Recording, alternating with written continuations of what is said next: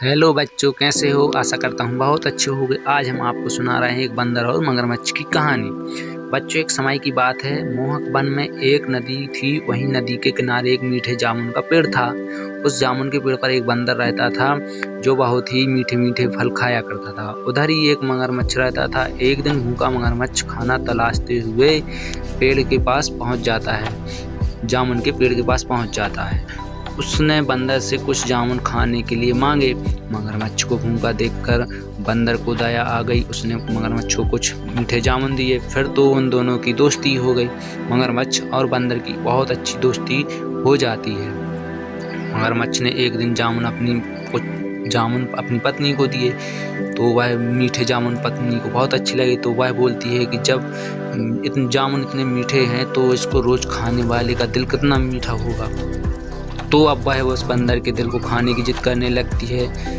मगरमच्छ मान जाता है, बोलता है चलो ठीक है, मैं तुम्हारी इच्छा पूरी करता हूँ। मगरमच्छ बंदर के पास जाता है और कहता है कि उसकी भाभी बंदर के साथ लंच करना चाहती है। बंदर मान जाता है पर बोलता है वह नदी में कैसे जाएगा।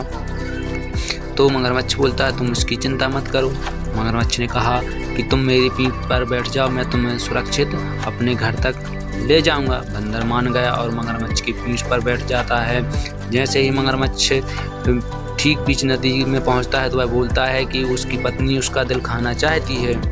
बंदर को एक धक्का सा लगा। उसने अपना धैर्य नहीं खोया और बोला दोस्त पहले क्यों नहीं बताया? दिल तो मैं अपनी जामुन के पेड़ पर लटका है। वापस नदी किनारे ले चलो ताकि मैं अपना दिल लाकर आपकी भाभी को खिला सकूं।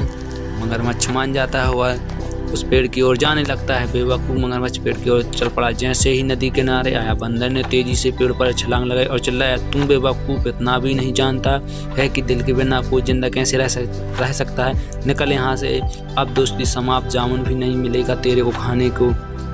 तो दोस्तों, यह कहानी कैसी लगी? इससे हमें यही सीख मिलती है कि कभी भी किसी पर बिना सोचे समझे विश्वास नहीं करना चाहिए।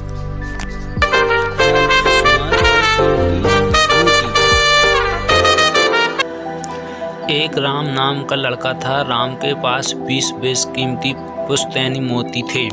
एक दिन वह सुनार के पास गया और बोला कि इन मोतियों का वह बहुत ही सुंदर हार बनवाना चाहता है। सुनार भी बहुत ही लालची था। कीमती मोती देखकर उसके मन में लालच आ गया। उसने राम से कहा ठीक है, लेकिन पहले मैं इन मोतियों को तुम्हारे सामने गिन तुम लो।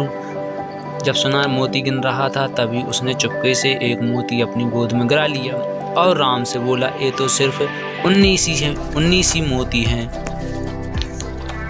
फिर क्या था, राम ने सुनार की गोद में मोती गिरते हुए देख लिया था, लेकिन उसने सुनार से इसके बारे में कुछ नहीं कहा। बाद में उसने सुनार से कहा लाओ अब मुझे भी गिनने दो। राम ने मोती गिनना शुरू किया और गिनने के दौरान मौका पाते हुए उसने अपनी गोद में एक मोती और गिरा लिया। राम ने सुनार से कहा हाँ ये तो बकाई में 19 ही है। सुनार ने कहा ठीक है, मैं इनका हार बना दूंगा, तुम कल आकर ले जाना। शाम को जब सुनार हार बनाने बैठा तो उसने फिर से मोती गिनने शुरू किए, लेकिन मोती 18 निकले। उसके मन में कहा कि जब राम ने मेरी मौजूदगी में गिना था तब तो 19 ही थे। अब मैं क्या करूं? इस हार में कोई दूसरा मोती भी नहीं लगा सकता। सुनार के पास अब कोई रास्ता नहीं था। अगले दिन जब राम उसके पास पहुंचा तो उसने अपने पास छुपा कर रखा मोती और 18 मोती भी लौटा दिए। तो दोस्तों, कहानी कैसी लगी कमेंट करके ज़रूर बताएं और अगर आप चैनल पर नए हैं तो चैनल को ज़रूर सब्सक्राइब करें।